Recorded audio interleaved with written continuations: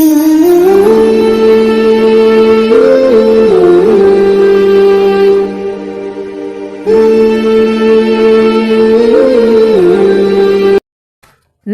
ونصلی علی رسولہ الکریم، اما بعد فاعوذ باللہ من الشیطان الرجیم، بسم اللہ الرحمن الرحیم۔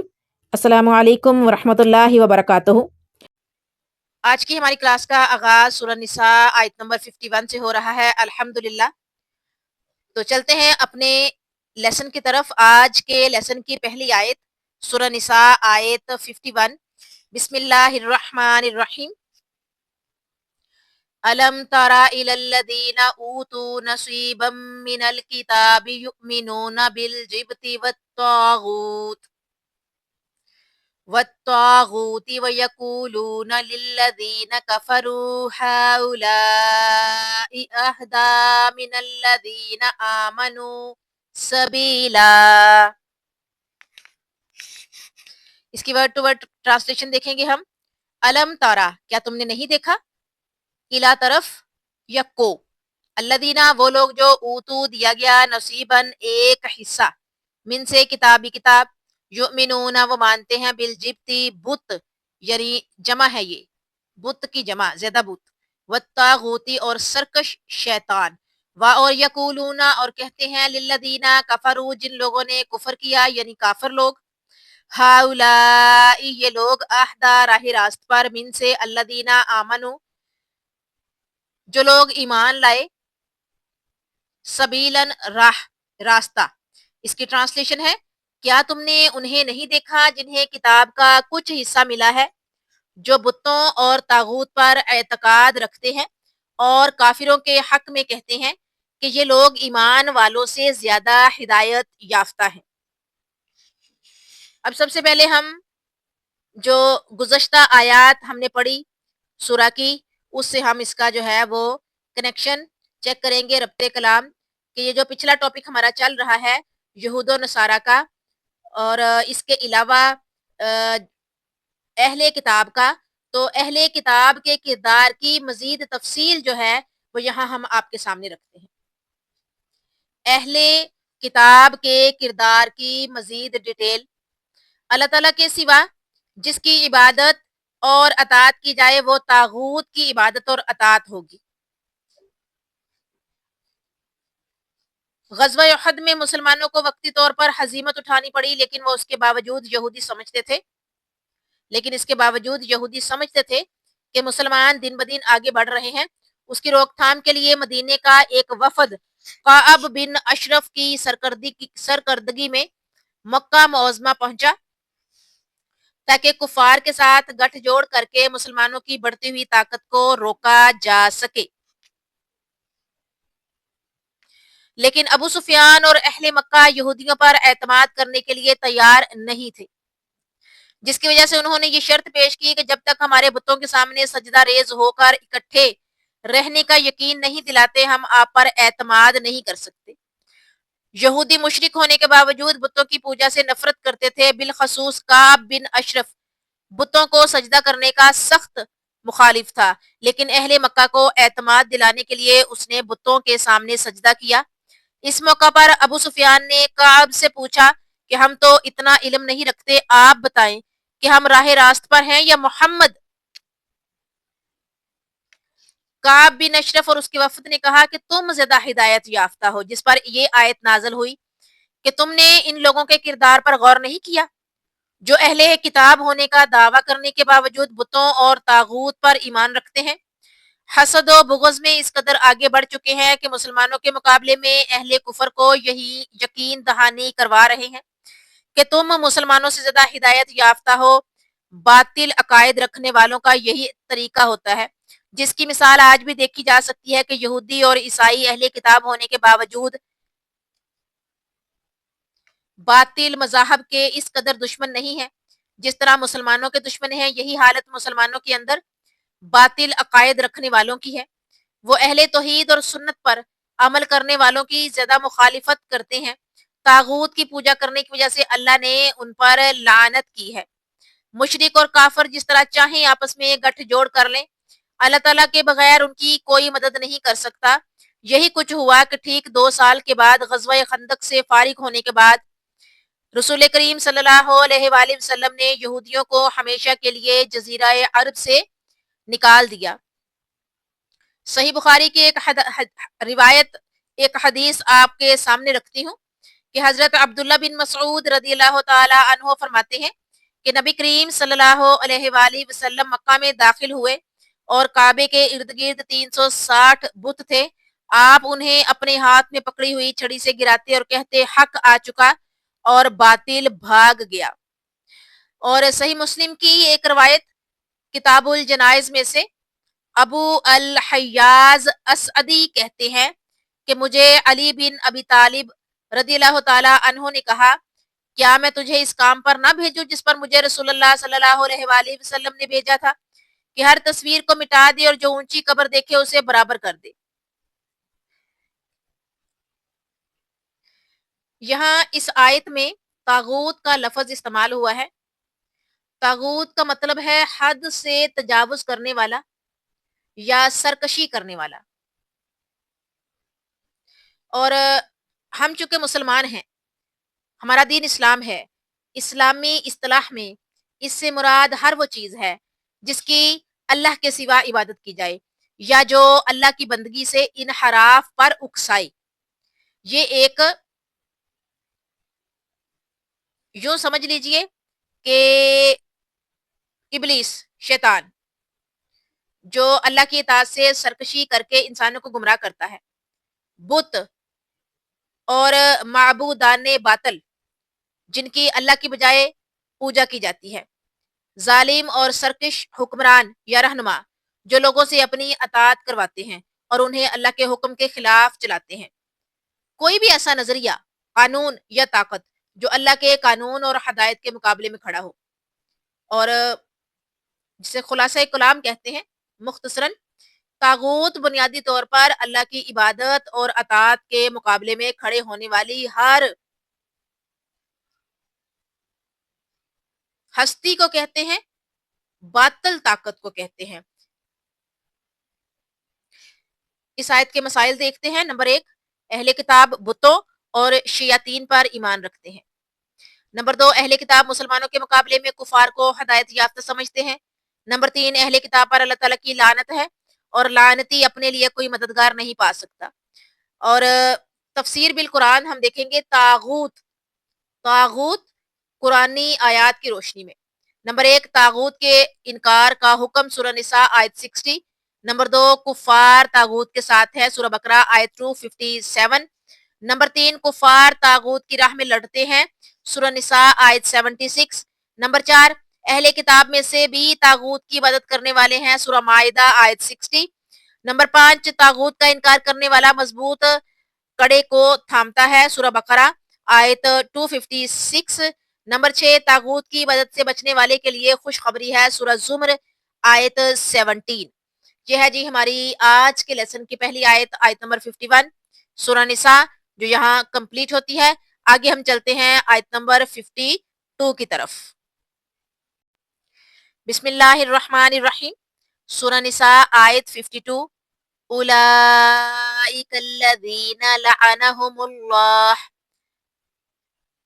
ومن یلعن اللہ فلا تجد لہ نصیرا۔ اس کی ورڈ ٹو ورڈ ٹرانسلیشن دیکھیں گے۔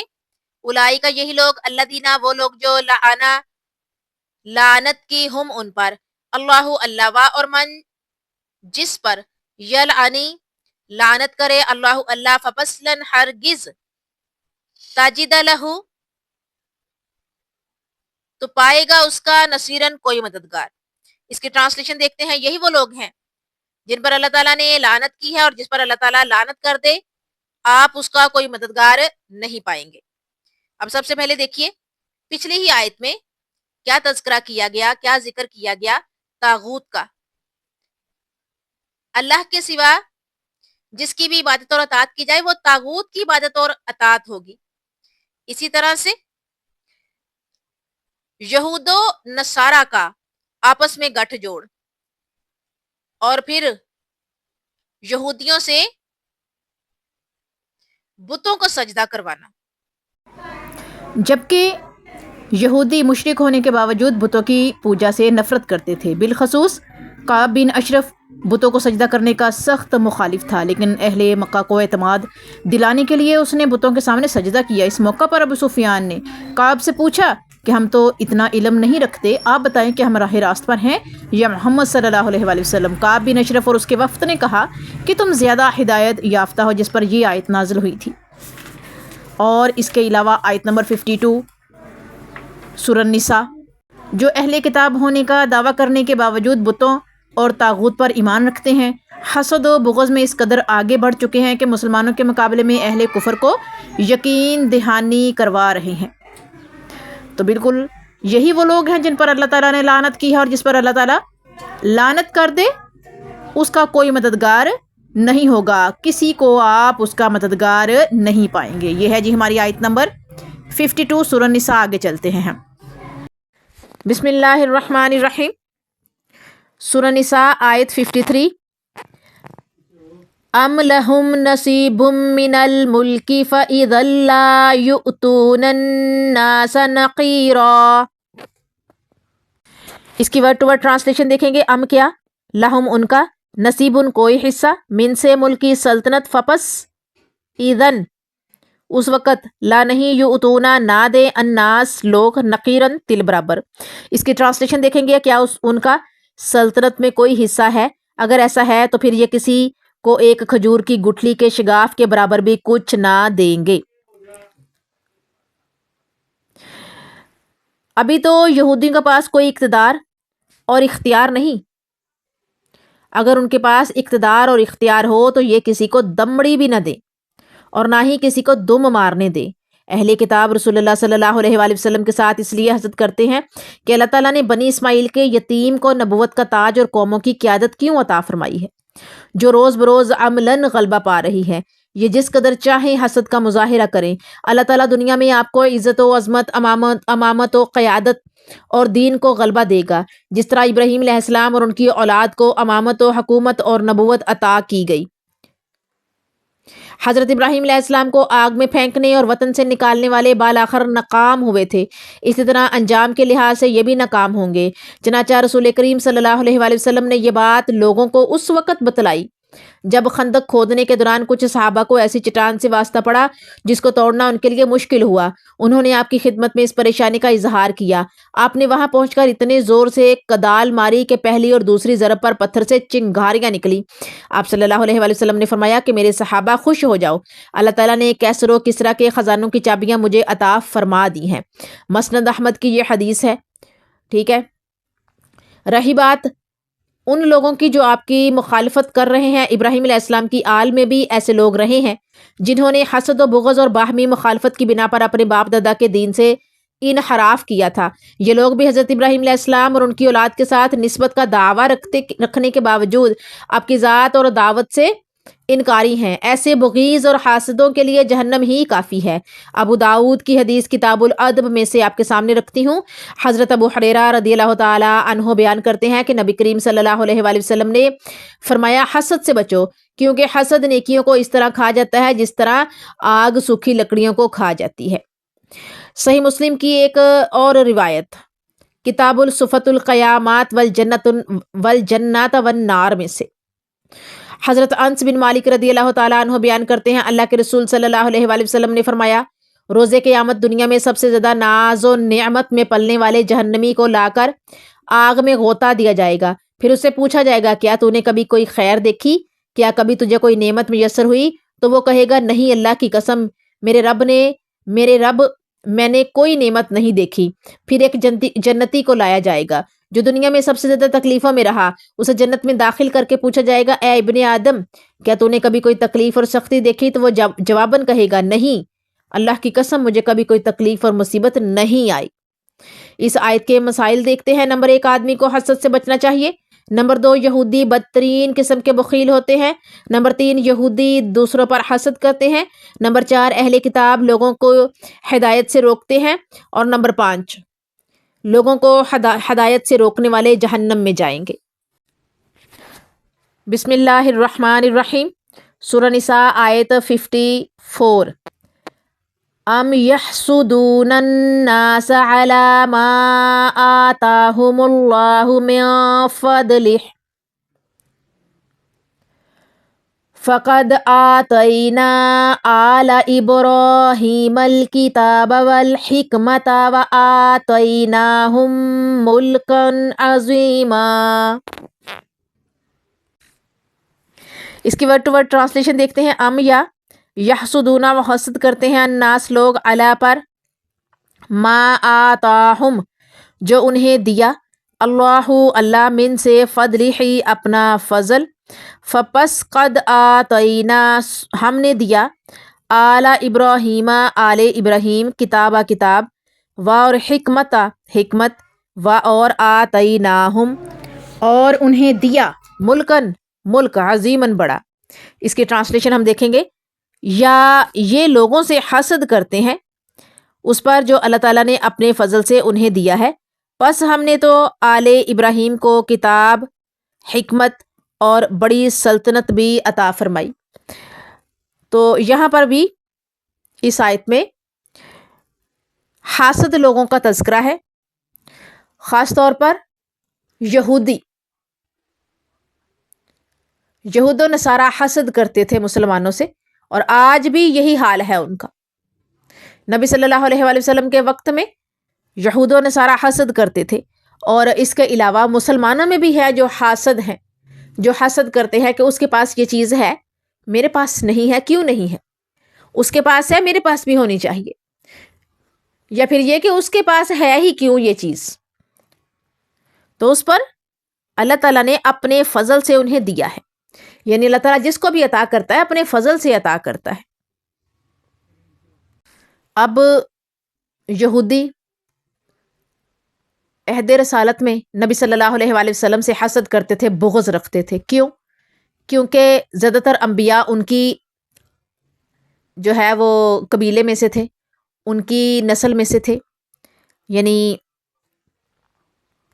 آل یعقوب میں سے تھے، جبکہ نبی صلی اللہ علیہ وآلہ وسلم بنی اسماعیل میں سے تھے. ان کو اس چیز کا بھی جو ہے وہ بغض تھا، حسد تھا کہ آخری نبی ہے وہ بنی اسماعیل سے ہوئے ہیں، مبعوث، وہ ہماری نسل سے کیوں نہیں ہے، بنی اسرائیل سے کیوں نہیں ہے، بنی اسماعیل سے کیوں ہے. اس چیز کے لیے بھی وہ حسد کرتے تھے، وہ دل میں بغض رکھتے تھے نبی صلی اللہ علیہ وآلہ وسلم کے حوالے سے کہ انہیں آخری نبی مبعوث کیا گیا. یہی لوگ حسد کرتے ہیں اس پر جو اللہ تعالیٰ نے اپنے فضل سے انہیں دیا. ہم نے تو آل ابراہیم کو کتاب، حکمت اور بڑی سلطنت بھی عطا فرمائی. تو آل ابراہیم نبی کریم صلی اللہ علیہ وآلہ وسلم ہے، جس آل سے ان کے آباء و اجداد ہیں، حضرت ابراہیم علیہ السلام. تو اللہ تعالیٰ نے آل ابراہیم کو کتاب عطا کی، حکمت عطا فرمائی اور پھر بڑی سلطنت بھی عطا فرمائی. نبی کریم صلی اللہ علیہ وآلہ وسلم نے دین اسلام، دین حق پیش کیا، پھر اس کی تبلیغ کی، اس کو بڑھایا، وہ پھلا پھولا، اور آج ہم لوگوں کے سامنے ہے کہ دنیا کے، اس پوری کائنات کے جو بڑے مذاہب ہیں ان میں ایک ہمارا دین ہے، اسلام ہے، شریعت ہے ہماری، الحمدللہ. بسم اللہ الرحمن الرحیم. سورہ نساء آیت 55. فَمِنْهُمْ مَنْ آمَنَ بِهِ وَمِنْهُمْ مَنْ صَدَّ عَنْهُ وَكَفَى بِجَهَنَّمَ سَعِيرًا. اس کی ورڈ ٹو ورڈ ٹرانسلیشن دیکھیں گے. فَپَسْ مِنْهُمْ ان میں سے، من آمنا کوئی ایمان لایا، بھی اس پر، وا اور منہم اور ان میں سے، من کوئی، صدن رکا رہا، عنہ اس سے، وا اور کفا کافی ہے، بجہنم جہنم، سعیرن بھڑکتی ہوئی آگ. اس کی ٹرانسلیشن دیکھیں گے. پھر ان میں سے کوئی تو اس کتاب پر ایمان لایا اور کوئی اس سے رہا، اور جہنم کا جلانا کافی ہے. وہ لوگ جنہیں اللہ تعالیٰ نے ہدایت دی، وہ لوگ جنہیں اللہ نے چنا، وہ ایمان لائے، جن کو اللہ نے عقل و شعور دیا اور ان لوگوں نے اس عقل اور شعور کو استعمال کیا، اس سے فائدہ اٹھایا. وہ جان گئے کہ کتاب حق کون سی ہے اور اس پر ایمان لائے بغیر چارہ نہیں ہے. تو وہ اس کتاب پر ایمان لائے، اس شریعت پر ایمان لائے، دل سے اس کو تسلیم کیا۔ لیکن وہ لوگ جنہیں اللہ نے عقل و شعور تو دیا، لیکن انہوں نے اس عقل و شعور کو استعمال نہیں کیا، اس کو الٹا استعمال کیا، دین حق کا انکار کیا، تو پھر یہ ہوا کہ وہ ایمان نہیں لائے، ان کی قسمت میں ایمان لانا نہیں تھا، کیونکہ انہوں نے عقل و شعور استعمال نہیں کی، انہوں نے اپنی دنیا کے ساتھ ساتھ اپنی آخرت بھی اپنے ہاتھوں سے برباد کر دی، کیونکہ جہنم کا جلانا ہی کافی ہے، پھر وہ جہنم میں ڈالے جائیں گے اور پھر جہنم کا جلانا ہی انہیں کافی ہوگا، یعنی جہنم کی آگ کے علاوہ انہیں کہیں بھی پھینکا نہیں جائے گا، جہنم کا جلانا ہی انہیں کافی ہے، اسی میں جلائے جائیں گے، اور یہی سب سے بڑی سزا ہوگی۔ یہ ہے جی ہماری سورہ نساء آیت نمبر 55۔ جزاکم اللہ خیرہ۔ السلام علیکم ورحمۃ اللہ وبرکاتہ۔